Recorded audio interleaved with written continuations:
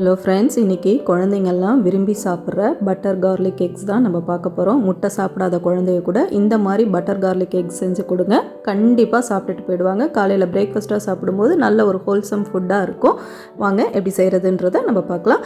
இதுக்கு 3 முட்டை நான் எடுத்திருக்கேன். இந்த மாதிரி உடச்சி ஊற்றிட்டு அதில் 1/2 டீஸ்பூன் உப்பு சேர்த்துக்கோங்க, 1/2 டீஸ்பூன் மிளகுத்தூள் சேர்த்துக்கோங்க, 1/2 டீஸ்பூன் சில்லி ஃப்ளேக்ஸ் அதையும் சேர்த்துட்டு நல்லா இந்த மாதிரி அடித்து விட்டுடுங்க. இதுக்கப்புறம் இதை நல்ல ஒரு பேனில் நம்ம ஸ்க்ராம்பிள் பண்ண போகிறோம். அதாவது பெரிய பெரிய பீஸா நம்ம முட்டையை உடச்சி அதில் ஊற்றி நம்ம பொடி மாசா ஆக்கிக்க போகிறோம்.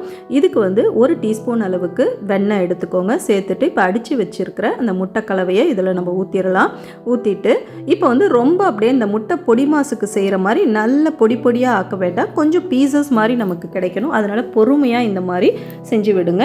செஞ்சு விட்டுட்டு அப்படியே கட் பண்ணி விட்டிங்கன்னா கேக் மாதிரி அது சின்ன சின்ன பீசஸாக ஆகிடும். ரொம்ப கிளறாதீங்க, இந்த மாதிரி செஞ்சு விட்டுக்கோங்க. நம்ம சேனலை ஃபஸ்ட் டைம் பார்க்குறவங்களா இருந்தால் சப்ஸ்கிரைப் பண்ணிவிட்டு, இந்த ரெசிபி பிடிச்சிருந்துச்சுன்னா லைக் பண்ணிவிட்டு ஃப்ரெண்ட்ஸ் அண்ட் ஃபேமிலிக்கும் ஷேர் பண்ணுங்கள். பெல் ஐக்கானையும் தட்டி விடுங்க. அப்போ தான் இந்த மாதிரி இன்ட்ரெஸ்டிங்கான வீடியோஸ் உங்களுக்கு நோட்டிஃபிகேஷன் காமிக்கும்.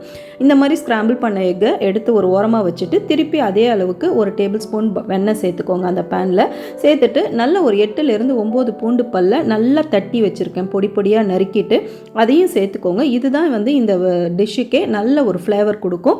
இதுக்கப்புறம் ஒரு 1/4 கப்பு காய்ச்சி ஆற வச்ச பாலாகவும் இருக்கலாம், இல்லை காய்ச்சாத பாலாகவும் இருக்கலாம், அதை சேர்த்துக்கோங்க. சேர்த்துட்டு 1 டேபிள் ஸ்பூன் கார்ன்ஃப்ளவர் அதுவும் சேர்த்துக்கலாம், இல்லைன்னா நீங்கள் மைதா மாவு கூட சேர்த்துக்கலாம். சேர்த்துட்டு இப்போ நல்லா இதை கலந்து விடுங்க. கட்டி தட்டாமல் இந்த மாதிரி ஸ்லோ ஃப்ளேமில் கலந்து விட்டுக்கோங்க. இப்போ இதுக்கு தேவையான ஒரு 1/4 டீஸ்பூன் உப்பு சேர்த்துக்கலாம். சேர்த்துட்டு கூடவே சில்லி ஃப்ளேக்ஸும் ஒரு 1 டீஸ்பூன் அளவுக்கு சேர்த்துக்கோங்க. ஏன்னா காரமே இதில் சில்லி ஃப்ளேக்ஸ் மட்டும்தான். இது கூட இட்டாலியன் சீசனிங் இருந்துச்சுன்னா அது 1 டீஸ்பூன் சேர்த்துக்கலாம். இதுவுமே இந்த டிஷ்ஷுக்கு நல்ல ஒரு ஃப்ளேவரை என்ஹான்ஸ் பண்ணி கொடுக்கும். இப்போ இது எல்லாத்தையும் நல்லா இந்த மாதிரி கலந்து விட்டுட்டு கொஞ்சம் கெட்டிப்பட்டு வர டைமில் இது சாஸியாக தான் இருக்கணும், அதை மட்டும் கொஞ்சம் பார்த்துக்கோங்க. இப்போ எடுத்து வச்சுருக்கிற அந்த முட்டை கலவையை இதில் நம்ம சேர்த்துடலாம். சேர்த்துட்டு நல்லா இந்த சாஸோட நல்லா கலந்து விடுங்க.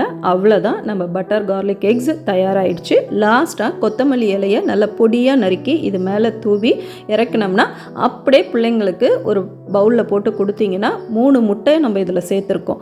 ஒரு புள்ள சாப்பிட்றதுக்கு 1 முட்டை அளவு கூட அதுங்க பசங்க சாப்பிட்டா கூட போதும். ரொம்பவே நல்ல ஒரு ப்ரோட்டீன் ரிச்டு ஒரு ஹோல்சம் பிரேக்ஃபாஸ்ட்டாக இது இருக்கும். ட்ரை பண்ணி பாருங்கள், ரொம்பவே நல்லாயிருக்கும். இல்லைனா ப்ரெட்டோட இதை வச்சு சாப்பிட்லாம். ரோல் இருக்குது இல்லையா, அந்த மாதிரி அந்த ரோல் கூட இதை நீங்கள் வச்சு ட்ரை பண்ணலாம். ரொம்பவே நல்லா இருக்கும். ட்ரை பண்ணி பார்த்துட்டு எப்படி வந்ததுன்னு கமெண்ட் செக்ஷனில் சொல்லுங்கள். அடுத்த ரெசிபியில் சந்திப்போம். தேங்க்யூ.